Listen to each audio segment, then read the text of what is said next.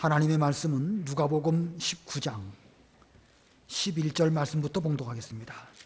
누가복음 19장 11절.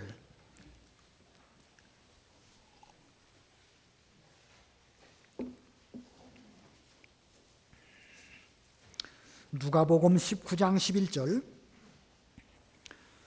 그들이 이것들을 듣고 있을 때에 예수께서 비유를 하나 덧붙여서 말씀하셨으니 이는 예수께서 예루살렘에 가까이 이르셨고 그들은 하나님 나라가 즉시 나타나게 될 것이라고 생각하였기 때문이다. 예수께서 말씀하셨다. 귀족 한 사람이 자신의 왕위를 받아가지고 오려고 먼 지방으로 떠나면서 자기 종 10명을 불러 그들에게 10문화를 주면서 내가 가 있는 동안에 장사를 하여라 하고 그들에게 말하였다. 그런데 그의 백성들이 그를 미워하여 그의 뒤를 따라 사절을 보내어 말하였다. 우리는 이 사람이 우리를 다스리는 것을 원치 않습니다. 그 귀족이 왕위를 받아가지고 돌아와 그가 돈을 주었던 종들을 불러오라고 명령하여 그들이 장사하여 얼마나 얻었는지 알고자 하였다. 첫째가 나와서 말하기를 주인님의 한 문화로 10문화를 남겼습니다 하니 주인이 그에게 말하기를 착한 종아 잘하였다. 내가 가장 작은 일에 신실하였으니 10성읍에 대한 권세를 차지하여라. 둘째가 와서 말하였다. 주인님의 한 문화로 5문화를 남겼습니다 하니 주인이 이 종에게도 말하였다. 너는 5 성읍들을 차지하여라. 다른 종이 와서 말하였다. 주인님 보십시오. 주인님의 한 문화입니다. 제가 이것을 수건에 싸서 보관하였는데 제가 주인님을 무서워하였기 때문입니다. 주인님은 엄하신 분이어서 맡기지 않은 것을 취하고 심지 않은 것을 거두십니다. 주인이 그에게 말하였다. 악한 종아, 내가 내 말로 너를 심판하겠다. 너는 내가 엄한 사람이어서 맡기지 않은 것을 취하고 심지 않은 것을 거두는 줄 알았느냐? 그러면 너는 어찌하여 내 돈을 은행에 맡기지 않았느냐? 그리하였더라면 내가 와서 이자와 함께 그 돈을 찾았을 것이다. 주인이 곁에 서 있는 자들에게 말하기를 이 사람에게서 한 문화를 빼앗아다가 10문화를 가진 자에게 주어라 하니 그들이 그에게 말하였다. 주인님, 그는 10문화를 가지고 있습니다. 내가 너희에게 말한다. 가진 자 모두에게는 더 주어질 것이나 갖지 못한 자는 그가 가진 것마저 빼앗길 것이다. 그리고 내가 자신들을 다스리는 것을 원치 않았던 나의 이 원수들은 이리로 끌어다가 내 앞에서 죽여라. 거기까지 봉독합니다. 오늘 본문은 문화에 관한 비유입니다. 잘 아시는 말씀이지요? 오늘 문화 비유, 오늘 제목은 문화 비유입니다. 지금 예수님은 예루살렘으로 올라가시는 중에 계십니다. 예루살렘으로 올라가시는 중에 우리가 지난 2시간에 걸쳐서 어떤 일을 하셨는지를 배웠습니다. 먼저는 여리고 성으로 가까이 가실 때에 길가에서 구걸하던 바디메오라고 하는 사람을 만나시고 그가 예수님을 대하여 다윗의 자손 예수님, 저를 불쌍히 여기소서라고 외칠 때에 내 믿음이 너를 구원하였다 하시면서 그의 눈을 다시 뜨게 해주셨습니다. 내 믿음이 너를 구원하였다. 구원을 주께서 선포하시고 그 구원의 은총으로 육신의 눈도 다시 볼 수 있는 은혜를 베풀어 주셨습니다. 그리고 이제 여리고 성 안으로 들어가셨는데 거기서 삭개오를 만나셨습니다. 주님께서 만나러 가주신 것이고 그가 예수님을 영접할 때 예수님은 영접하심을 또 허락해 주셨습니다. 삭개오가 예수님을 영접하고 회개했을 때에 이 사람도 아브라함의 자손이고 인자는 잃어버린 자를 찾아 구원하러 왔다. 그 삭개오에 대해서도 구원을 선포하셨습니다. 아까 바디메오에게도 구원, 삭개오에게도 구원을 주께서 말씀하셨습니다. 자, 예수님께서 이렇게 삭개오에 대해서 구원을 말씀하신 바로 그 자리에서 본 비유를 말씀하셨습니다. 이 비유, 문화 비유로 잘 알고 있는 말씀인데 이 문화, 이 구약시대에 이 달란트, 문화, 세겔 이런 것들은 사실은 돈의 단위라기보다는 무게의 단위입니다. 오늘날 무게 단위할 때 뭐 한 근 혹은 한 관, 1kg 이렇게 말하죠. 그와 같이 무게의 단위인데 그 무게의 단위가 돈의 단위로 같이 이렇게 혼용하여 쓰게 되었습니다. 이 문화, 한 문화는 100데나리온에 해당됩니다. 100데나리온. 한 데나리온은 장정 하루의 품삯이니까 100데나리온이라고 하면 100일치 품삯이겠죠. 오늘날 장정이 10만 원쯤 번다고 하면 한 문화는 한 1000만 원쯤 되는 가치의 돈입니다. 요즘 10만 원보다 더 버는 분들도 많지요. 잘 버시는 분들이야 엄청나게 벌지요. 한 하루 품삯이 20만 원이다 그러면 한 문화는 요즘의 시가로 한 2천만 원쯤 되는 그런 돈입니다. 장사하기에는 괜찮은 분량의 돈이지요. 자, 그런데 이 본 문화 비유의 핵심을 파악하는 것이 중요해요. 성경에 예수님의 비유가 참 많이 나오는데 비유를 너무 지나치게 상징적으로만 해석을 한다고 하면 뭐는 뭐를 상징하고 뭐를 상징하고 너무 복잡하게 말하면 비유의 본질, 본뜻 이걸 놓쳐버리고 이렇게 곁가지로 나가는 경우가 많이 있습니다. 그래서 오늘도 이 핵심 주제를 파악하는 것이 중요한데 이 본문의 상황 가운데서 파악해야 되겠죠? 우리 11절 한번 읽어보세요. 11절 그들이 이것들을 듣고 있을 때에 예수께서 비유 하나를 덧붙여 말씀하셨으니 이는 예수께서 예루살렘에 가까이 이르셨고 그들은 하나님 나라가 즉시 나타나게 될 것이라고 생각하였기 때문이다. 예수님은 지금 갈릴리에서부터 예루살렘으로 올라가시는 여행 중에 있습니다. 지금 삭개오의 집에 들어가셔서 거기서 잃어버린 자를 구원하러 왔다 선포하셨고 하셨는데 그것을 듣고 있을 때에 그들에게 한 비유를 말씀하셨는데 예수님께서 그 비유를 말씀하신 이유는 그들은 하나님의 나라가 즉시 당장에 나타날 걸로 생각하고 있었기 때문에 그들의 그 잘못된 생각을 고쳐주시기 위해서 이 비유의 말씀을 하신 것입니다. 이 비유를 듣고 있는 그 사람들은 그 하나님의 나라를 이스라엘 민족 중심의 나라 혹은 세상 나라 정도로 생각했습니다. 그래서 예수님께서는 그들의 잘못된 신앙관을 고쳐주시기 위해서 하나님의 나라에 대한 올바른 생각을 일깨워 주시기 위해서 이 문화 비유를 말씀하셨습니다. 오늘 문화 비유에 크게 두 대지로 본문을 나누어 보면 첫 번째 비유의 핵심이 무엇일까? 비유의 핵심은 내가 돌아오기까지 장사하라. 이게 첫 번째 대지입니다. 비유의 핵심이 뭐라고요? 내가 돌아오기까지 뭐하라? 장사하라. 내가 돌아오기까지 장사하라. 이게 본 비유의 핵심이에요. 다른 거 여러 가지 다 중요한 것들이 있지만 이게 제일 중요합니다. 본문 12절 13절 읽어보세요. 12절 예수께서 말씀하셨다. 귀족 한 사람이 자신의 왕위를 받아가지고 오려고 먼 지방으로 떠나면서 자기 종 10명을 불러 그들에게 10문화를 주면서 내가 가 있는 동안에 장사를 하여라 하고 그들에게 말하였다. 귀족 한 사람이 있었는데 그분은 아직은 왕위에 오르지는 못했습니다. 그래서 이제 왕위를 오르기 위해서 먼 곳에 가서 왕위를 받아가지고 돌아오려고 그 길을 떠나가시기 전에 자기 종들을 다 불렀습니다. 그 10명의 종들이 있었는데 10명의 종들을 부르시고 그들에게 10문화를 주셨습니다. 그러니까 한 종마다 한 문화씩 받았습니다. 그러시면서 내가 왕위를 받으려고 가 있는 동안 이 문화로 장사하여라. 내가 가 있는 동안 장사해라. 우리 바른 성경에는 그렇게 돼 있고 개역 성경에는 내가 돌아오기까지 장사하여라. 의미는 같은 것이지요. 하나는 직역한 것이고 하나는 의역한 것이기 때문에 조금 다르지만 의미는 같습니다. 자, 그런데 여기서 장사하라 그랬는데 이 장사가 무슨 뜻일까? 지금 이 문화 비유 누구의 집에서 주고 있다고 그랬죠? 지금 예수님께서 문화 비유를 설명하고 계시는데 누구네 집에 머무르실 때에 이 문화 비유를 말씀하셨습니까? 삭개오의 집에.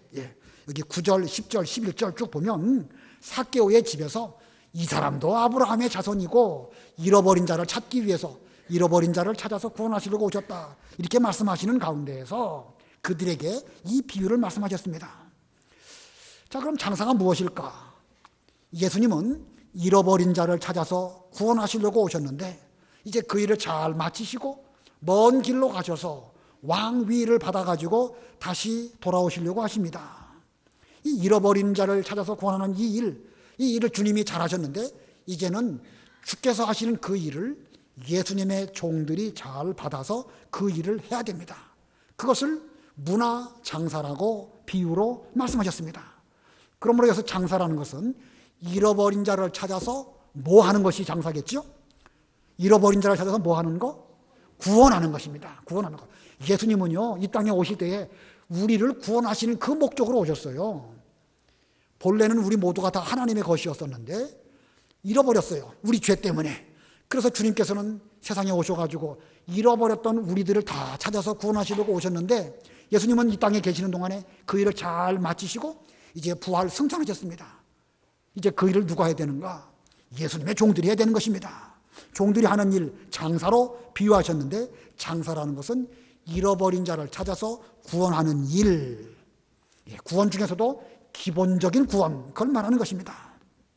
근데 오늘 본문에서요, 한 가지 알고 넘어갈 것은 왜 본문에 나오는 이 귀인, 이 귀족은 왕위를 받기 위해서 먼 지방으로 가서 여행을 하셔야만 했을까? 옛날 로마 시대에, 이건 그 시대의 어떤 그 시대상을 비유로 주께서 말씀하신 것입니다. 옛날 로마 시대에 팔레스타인이나 혹은 그 외의 지역들, 로마 황제가 다 다스리고 있는 그런 상황이었습니다. 어느 지역의 귀족이 왕이 되기 위해서는 로마 황제에게 가서 허락을 받고 돌아와서 그 지역의 왕위에 올라갔었습니다. 지금 예수님께서는 그 당시 시대의 상황을 예를 들어서 말씀하시면서 예수님은 마치 그와 같이 아직은 그 귀인이신데 이제 부활하시고 승천하셔서 하나님께로 가셔서 하나님으로 말미암아 만왕의 왕위를 받아가시고 내려오셔가지고 그리고 세상을 다스리실 그런 단계에 계신 것을 이 비유가 암시하는 것입니다. 예수님은 이 땅에 처음 찾아오셨을 때에는 구세주로 오셨습니다. 구세주가 뭡니까? 세상을 구원하시는 주님으로 오셨다. 구세주이십니다. 물론 이 땅에 계시는 동안에도 죄악을 다스리시고 심판하시는 그런 일도 물론 하셨지만 주로 세상을 구원하실 목적으로 오셨는데 이제 부활하시고 승천하신 뒤에는 하나님 아버지께로 가셨다가 하늘과 땅의 모든 권세를 받으시고 다시 또 오십니다. 그때는 구세주가 아니고 무슨 주로 오시지요? 무슨 주? 예, 심판주. 맞습니다. 심판의 주님으로 오시는 거예요. 그 심판 때 우리는 아주 그 의로운 영광스러운 그 상급을 받는 이런 것이 되겠죠. 그러나 믿지 않은 사람들은 그 심판은 무서운 심판이 되는 것입니다. 자, 그러므로 지금 여기 예수님의 말씀을 듣고 있는 이 사람들은 당장에 하나님의 나라가 임할 줄로 생각하고 있었는데 그렇지 않다. 너희들은 당장에 하나님의 나라가 지금 이 땅에 척 세워지는 것이 아니고 앞으로 내가 갔다가 돌아올 것인데 그때까지 내가 돌아오기까지 장사하라. 이렇게 주님께서 분부하신 것입니다. 자, 예수님의 이 분부의 말씀을 잘 살펴볼 때에 여기서 우리가 세 가지 중요한 교훈을 받게 됩니다. 세 가지 중요한 교훈, 소지인데 첫 번째는요, 모든 종들에게 똑같이 맡기셨다는 것입니다. 예수님 분부의 특징의 첫 번째, 모든 종들에게 똑같이 맡기셨다. 비슷한 비유 가운데 달란트 비유가 있습니다. 달란트, 한 달란트 엄청난 돈입니다. 문화보다 60배나 많은 그런 분량의 돈입니다. 근데 그 달란트를 맡기실 때에는 각 사람의 무엇에 따라 맡기셨다고 하고 있나요? 재능대로, 능력대로, 그 사람의 역량대로 어떤 사람에게는 한 달란트, 어떤 사람에게는 2달란트, 어떤 사람에게는 5달란트 이렇게 맡기셨습니다. 한 달란트도 상당히 많은 돈이에요. 20년 동안 벌어야 되는 그런 돈 분량입니다. 근데 이렇게 달란트 비유는 각각의 재능대로 맡기셨지만 이 문화는 모두에게 똑같이 한 문화씩을 맡기셨다는 것입니다. 이건 우리에게 뭘 의미하는가? 우리 모두들은 주님 안에서 은사 면에서는 다 각각 다릅니다. 사람마다 분량이 다르고 역할이 다르고 능력이 다 다릅니다. 그러나 구원의 본질, 구원의 핵심, 그것은 다 똑같습니다. 우리가 얼마 전에 오전 예배 시간에 베드로 후서 1장 통해 가지고 하나님의 선물이라는 제목으로 배웠습니다. 하나님께서 우리에게 선물로 주신 것, 첫 번째가 뭐지요? 믿음이에요. 믿음은 다 똑같은 것입니다. 두 번째 또 우리에게 선물로 주신 거 무엇이지요? 중생한 것입니다. 중생한 것. 우린 누구는 별다르게 중생한 것이 아니라 다 믿는 그 순간 우리의 죽었던 영혼이 중생하고 똑같은 상태로 중생했습니다. 또 우리에게 주신 선물, 하나님의 크고 위대한 그 언약, 바로 성경, 기본적으로 주신 영의 양식, 이거 다 우리에게 똑같이 주셨습니다. 문화가 그런 뜻입니다. 한 문화를 우리 모두에게 다 맡기셨다. 그것은 기본적인 구원에 있어서 믿음을 선물로 주시고 또 중생하게 하시고 우리에게 필요한 하나님의 언약을 누구에게나 기록된 성경으로 똑같이 주셨습니다. 앞부분에서, 누가복음 앞부분에서 우리가 거지 바디메오의 구원, 그 다음에 삭개오의 구원, 같습니까? 다릅니까? 똑같은 구원이에요. 그들은요. 한 사람은 거지고 또 한 사람은 세리장이고 부자입니다. 인간적으로 볼 때는 다 각각 다르지만 구원받은 그 자체는 똑같은 상태의 구원을 받은 것입니다. 강단에서 말씀을 전하는 전하, 또는 오전 예배 시간이나 지금도 저기 지하실 주차하는 데서 수고하시는 하나님의 일꾼 종이나 똑같은 것입니다. 뭐 저라고 별스럽게 더 많이 받은 것도 없고 그분이라고 인격적으로 부족한 것도 없습니다. 요리를 잘 하시는 분이나 설거지 하시는 분이나 그 구원받은 그 면에서는 다 똑같습니다. 어떤 면에서 보면 더 낮고 천한 곳에서 수고하시는 그분이야말로 하나님 보시기에 더 훌륭한 상을 받을 만한 그런 속에 있다고 볼 수도 있습니다. 아무쪼록 우리 모두는 다 똑같이 한 문화를 맡았습니다. 그러므로 우리는 인간적인 기준으로 다른 사람을 평가해서는 안 됩니다. 오래 믿은 사람이든 지금 막 믿고 우리 교회에 등록하신 분이든 다 똑같습니다. 우리는 다 같이 하나님의 종이므로 사람 위에 군림하지 말고 함부로 평가하지 말고 우리 모두는 다 동일한 한 문화씩 구원을 받은 사람으로 알고 하나님 아버지 앞에서 자기 맡은 일에 충성해야 될 것입니다. 두 번째 소지, 예수님의 분부의 특징의 두 번째는 시한부로 맡기셨다는 것입니다. 예수님께서 내가 돌아오기까지 장사하여라. 시한부입니다. 내가 돌아오기까지. 예수님이 돌아오실 때가 언제일까? 종말론적으로 볼 때에, 종말론적이라는 말이 좀 어렵기도 하죠. 이 전 인간 역사를 놓고 볼 때에 여기서 말하는 시한부라는 것은 세상 끝날 예수님이 재림하실 때 그때입니다. 그러나 개인적으로 볼 때는 언제겠죠? 죽는 순간, 죽을 때까지. 그때까지밖에는 우리에게 더 이상 시간이 없습니다.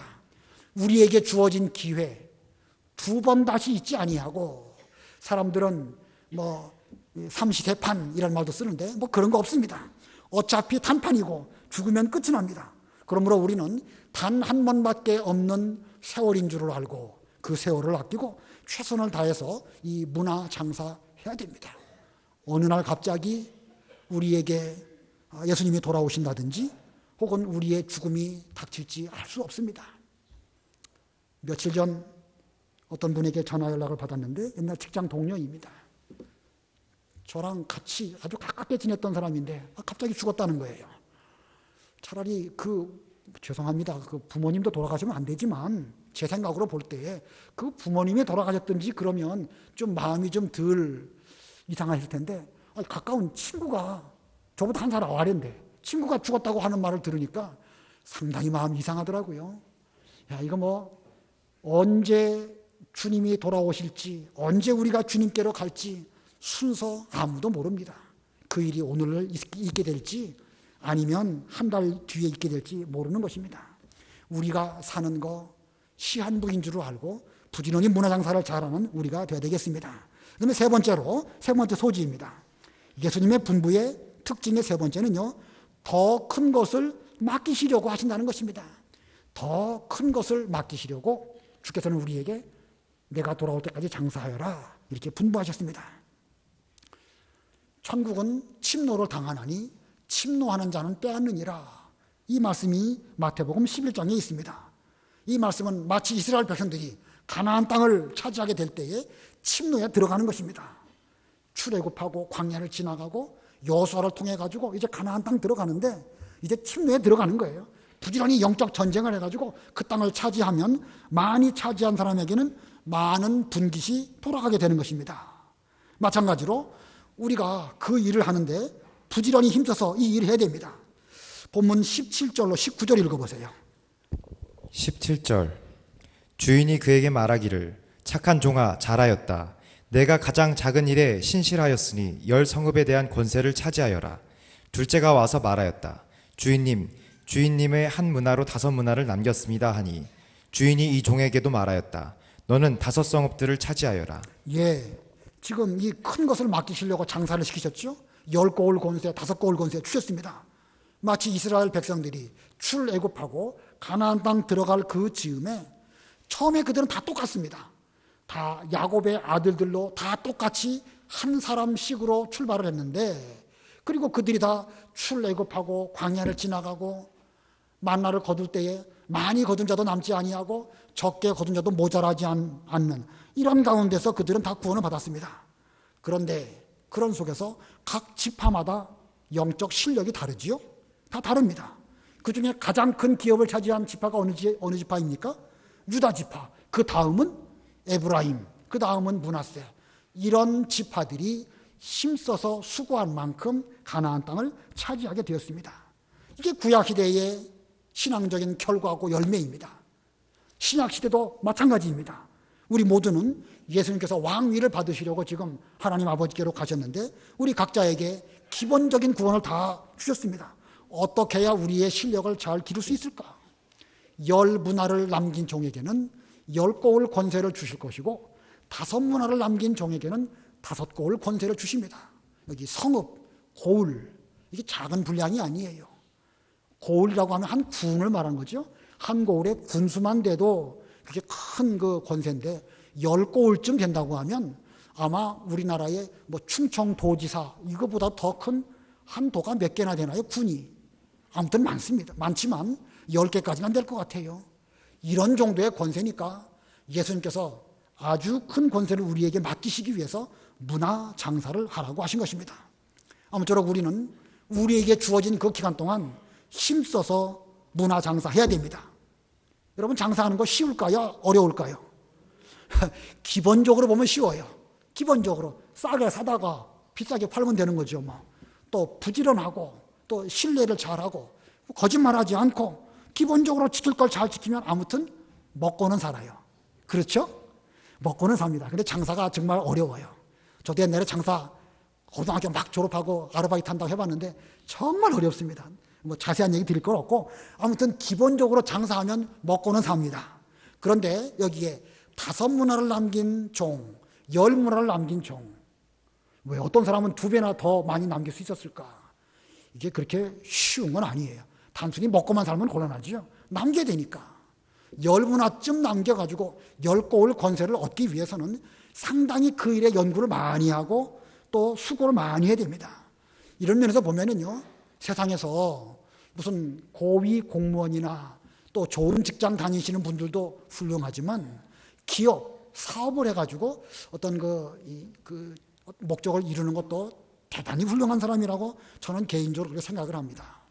그만큼 수고하고 노력하지 않으면 장사 잘할 수 없습니다. 아무쪼록 우리는 신앙 속에서 부지런히 장사를 잘해서 우리도 더 큰 것을 맡을 수 있는 그런 신앙적 실력 기르는 그런 우리가 되어야 되겠습니다. 그 다음에 크게 두 번째로 이 문화 비유에는 3 종류의 사람들이 나옵니다.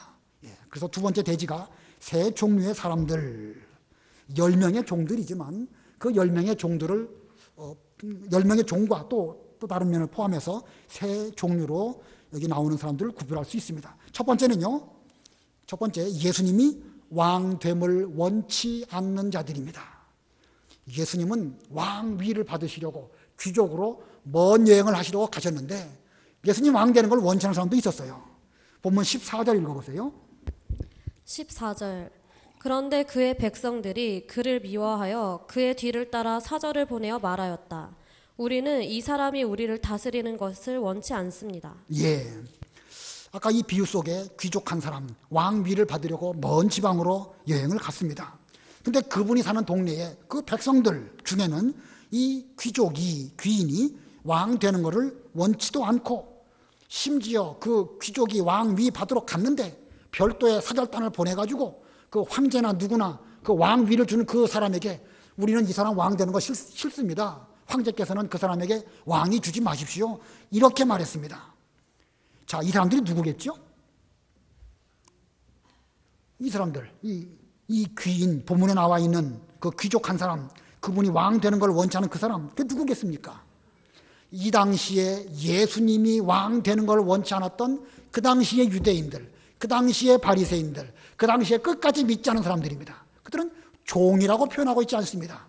분명 그 당시에 그분의 은혜를 입은 사람들이었지만 그 사람들은 예수님이 왕 되는 것을 원치 않고 심지어 십자가에 못 박아 죽인 이런 사람들입니다. 다시 말하면 예수님은 하나님의 아들이신데 하나님의 아들이신 예수님이 왕 되는 것을 원치 않는 그런 사람들.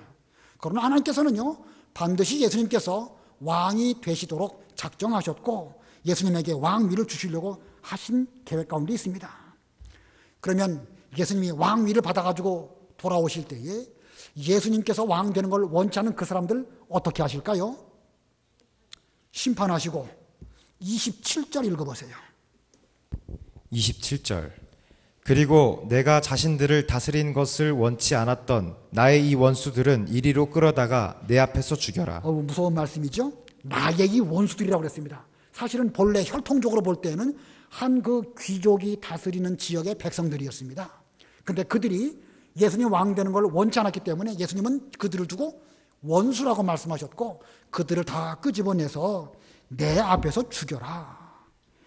얼마나 무서운 말씀인지 알 수 있죠? 이들은 믿음이 없는 사람들입니다. 자, 이 예수님이 왕 되는 걸 원치 않은 사람들, 역사적으로 볼 때는 유대인들이고 바리새인들입니다. 오늘날 예수님이 왕 되는 것을 원치 않는 성도 있을까요, 없을까요? 성도 중에는 성도라고 하면 있을 수가 없죠. 성도는 이미 구원받은 택한 백성들입니다. 비록 장사를 잘 못해가지고 부족한 면이 있을지 몰라도 우리는 예수님의 백성들이고 예수님이 왕 되는 걸 다 원합니다. 성도 가운데는 이렇게 돌아오셔가지고 죽여라 할 사람은 아무도 없습니다. 이 가운데 확실히 예수를 믿는 분이라고 하면 이런 심판에 처할 사람 한 사람도 없습니다. 그러나 문제는 뭐냐면 지상에 있는 교회에는 그런 사람이 불가피하게 있을 수 있다는 거예요. 이 유대인들, 고대 그 구약시대에 얼마나 큰 은혜를 받은 혈통적으로 택한 백성들입니까? 선택받은 민족들입니까? 근데 그 가운데에 예수님이 왕 되는 것을 원치 않고 예수님을 십자가에 못 박은 이런 사람들이 있었던 것처럼 이 세상에는 그런 사람들이 있을 수 있다는 거예요. 이 당시의 유대인들은 예수님 따라다니면서 오병이어의 이적을 체험했습니다. 그리고 생각했습니다. 아, 저분이 우리의 왕 된다고 하면 우리 먹을 거 걱정 없겠다.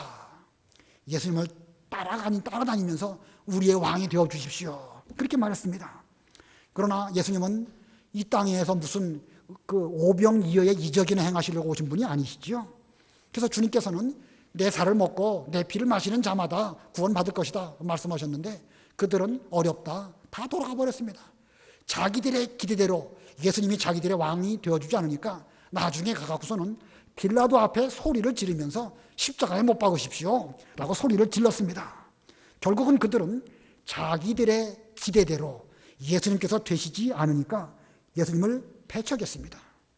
이거 보면 그들은 예수님을 믿는 것이 아니라 자기의 목적대로 예수님을 이용하려고 했던 사람들입니다. 그들은 예수님의 종이 아니고 처음부터 믿지 않았기 때문에 결국은 이 왕께서 돌아오셨을 때에 그들은 다 죽여라 라고 하는 무서운 말씀을 들을 수밖에 없었습니다. 자, 두 번째 사람, 첫 번째는 이렇게 왕 되는 것을 원치 않는 자들도 있고 두 번째는요, 착하고 신실한 종입니다. 착하고 신실한 종. 본문 15절 읽어보세요. 15절. 그 귀족이 왕위를 받아가지고 돌아와 그가 돈을 주었던 종들을 불러오라고 명령하여 그들이 장사하여 얼마나 얻었는지 알고자 하였다. 예, 왕위를 받아가지고 오신 그분께서는, 그 왕께서는 그동안 장사를 얼마나 잘했는가 이게 다 헤아려 보시려고, 계산해 보시려고 종들을 다 불러 모았습니다. 16절 17절 읽어보세요.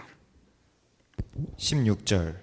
첫째가 나와서 말하기를 주인님, 주인님의 한 문화로 10문화를 남겼습니다 하니 주인이 그에게 말하기를 착한 종아 잘하였다. 내가 가장 작은 일에 신실하였으니 10성읍에 대한 권세를 차지하여라. 예, 왕께서 이 첫 번째 10문화를 남긴 사람에게 내가 가장 작은 일에 신실하였으니, 가장 작은 일이라고 표현하였습니다. 한 문화로 장사하는 것, 그것을 작은 일이라고 말씀하셨습니다. 왜 이 일을 작은 일이라고 그 왕께서 말씀하셨을까? 우리의 구원받은 것은요, 우리의 능력으로 된 게 아닙니다. 아까도 설명드렸듯이 믿음 선물로 주셨고 중생된 거, 그건 역시도 우리는 거저받은 것입니다.